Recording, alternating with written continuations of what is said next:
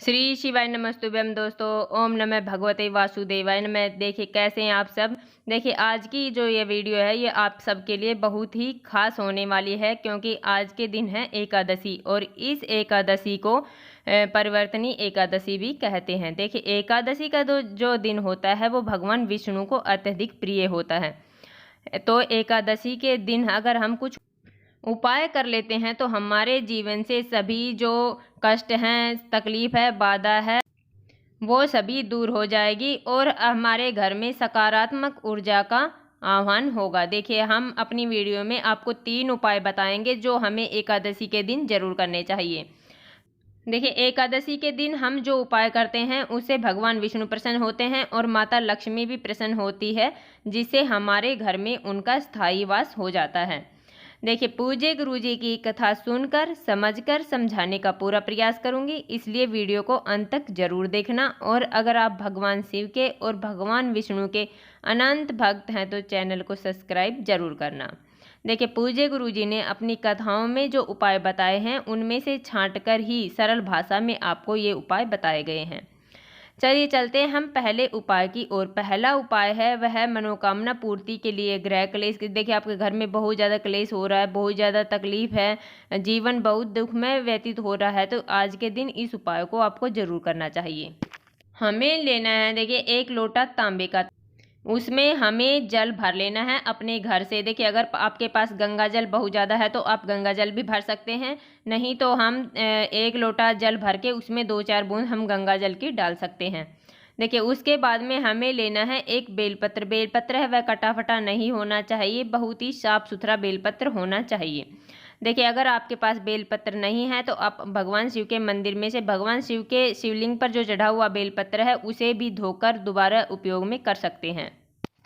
देखिए ये दोनों सामग्री लेकर हमें जाना है भगवान शिव के मंदिर में। वहाँ पर जाने के बाद में हमें सबसे पहले हमें उस जल में एक जो बेलपत्र हम लेकर गए हैं वो लोटे के अंदर डाल देना है अपनी मनोकामना बोलते हुए।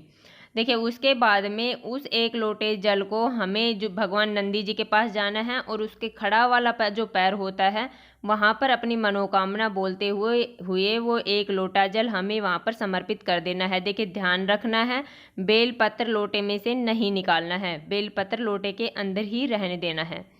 उसके बाद में हमें वो बेलपत्र निकालना है। जल पूरा समर्पित करने के बाद में वो बेलपत्र निकालकर हमें भगवान शिव के शिवलिंग पर समर्पित कर देना है। देखिए चिकना वाला साइड है वो भगवान शिव को स्पर्श होगा और जो खुरदरा वाला साइड है वो ऊपर होगा और जो डंठल का मुख है वो जलाधारी की तरफ होगा। देखिए ऐसे भगवान शिव के शिवलिंग पर समर्पित करके हमें अपनी मनोकामना बोल देनी है, अपनी परेशानियाँ बोल देनी है। यकीन मानिए यह उपाय अगर एकादशी के दिन आप कर लेते हैं तो इससे आपके जीवन के सभी कष्ट दूर हो जाएंगे। चलिए चलते हैं हम दूसरे उपाय की ओर।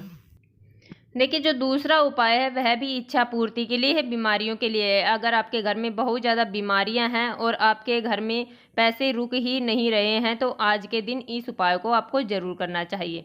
देखिए इसके लिए हमें लेना क्या, हमें लेने हैं 31 चावल के दाने। मात्र 31 चावल के दाने ले लेने हैं, परंतु चावल के दाने हैं वो खंडित नहीं होने चाहिए, टूटे फूटे नहीं होने चाहिए। उसके बाद में हमें लेना है एक बेलपत्र। देखिए बेलपत्र है वो भी खंडित नहीं होना चाहिए। उसके बाद हमें लेना है एक तांबे का लोटा, उसके अंदर हमें जल भर लेना है। देखिए ये सब सामग्री लेकर हमें जाना है भगवान शिव के मंदिर में। वहाँ पर जाने के बाद में हमने जो 31 चावल के दाने लिए हैं वो भगवान शिव के शिवलिंग के ऊपर एक एक करके समर्पित कर देना है, चंद्रमौली महादेव का स्मरण करते हुए। देखिए अगर आप एक बार अलग अलग समर्पित नहीं करते तो हाँ आप 31 दाने एक साथ लेकर भी चंद्रमौली महादेव का स्मरण करते हुए वो 31 दाने समर्पित कर देने हैं। देखिए उसके बाद में जो हमारे पास बेलपत्र है उस बेलपत्र को हमें भगवान शिव के शिवलिंग पर समर्पित कर देना है। डंठल का मुख है वो जलाधारी की तरफ होगा और चिकना वाला साइड है भगवान शिव के शिवलिंग पर स्पर्श होगा। देखिए उसके बाद हमें जो 1 लोटा जल लिया है उसे हमें श्री शिवाय नमस्तुभ्यम का जाप करते हुए भगवान शिव के शिवलिंग पर समर्पित कर देना है। और अपनी मनोकामना बोल देनी है। देखिए जब हम भगवान शिव के शिवलिंग पर जल समर्पित करेंगे तो वह बहता हुआ जलाधारी की तरफ आएगा, नीचे की तरफ। तो हमें उसे किसी बर्तन में झेल लेना है या हाथ में झेल लेना है और अपने पूरे शरीर पर इसका छिड़काव कर देना है और अपने घर पर इसे छींट देना है।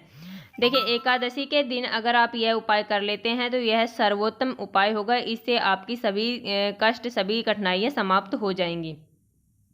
चलिए चलते हैं हम तीसरे उपाय की ओर। देखिए तीसरा उपाय है वह भी मनोकामना पूर्ति के लिए है, स्थिर लक्ष्मी के लिए है।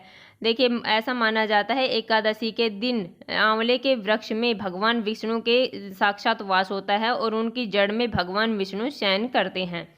तो यह उपाय है, यह आंवले का उपाय है। इस दिन हमें आंवले का उपाय और हल्दी का उपाय जरूर करना चाहिए, क्योंकि हल्दी जो होती है भगवान विष्णु को अत्यधिक प्रिय होती है।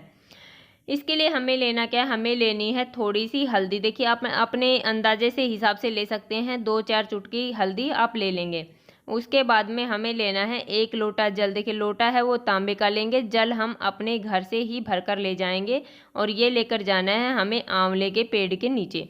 इस उपाय को आप 2 तरह से कर सकते हैं। देखिए पहली जो आपको करना है वो आप 1 लोटा जल लेकर गए हैं तो उसके अंदर हमें वो हल्दी डाल देनी है। देखिए उसके बाद में उसे आंवले के वृक्ष में समर्पित कर देना है ओम नमो भगवते वासुदेवाय का स्मरण करते हुए।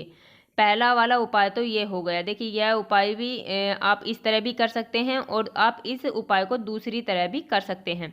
देखिए दूसरी तरह कैसे करना है, आपको लेना है जो 1 लोटा हम जल लेकर गए हैं और थोड़ी सी हल्दी लेकर गए हैं। तो सबसे पहले हमें वैसे ही सूखी हल्दी हमें आंवले के पेड़ में समर्पित कर देनी है।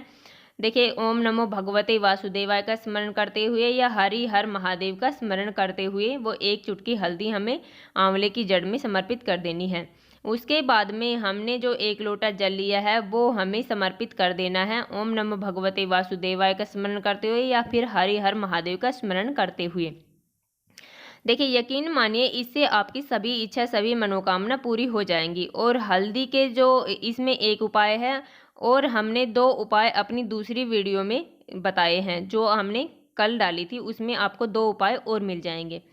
देखिए अगर आपको हमने अपनी तरफ से समझाने की पूरी कोशिश की है, उम्मीद है आपको समझ में आ गया होगा। और अगर आपको समझ में नहीं आया तो आप कमेंट बॉक्स में पूछ सकते हैं। देखिए वीडियो अच्छी लगी तो लाइक करना और कमेंट बॉक्स में ओम नमः शिवाय या ओम नमः भगवते वासुदेवाय नमः जरूर लिखना। देखिए अगर आपके चैनल पर नए हैं और मेरी आवाज़ आपने पहली बार सुनी है तो प्लीज़ चैनल को सब्सक्राइब जरूर करना। श्री शिवाय नमस्तुभ्यम दोस्तों, हर हर महादेव।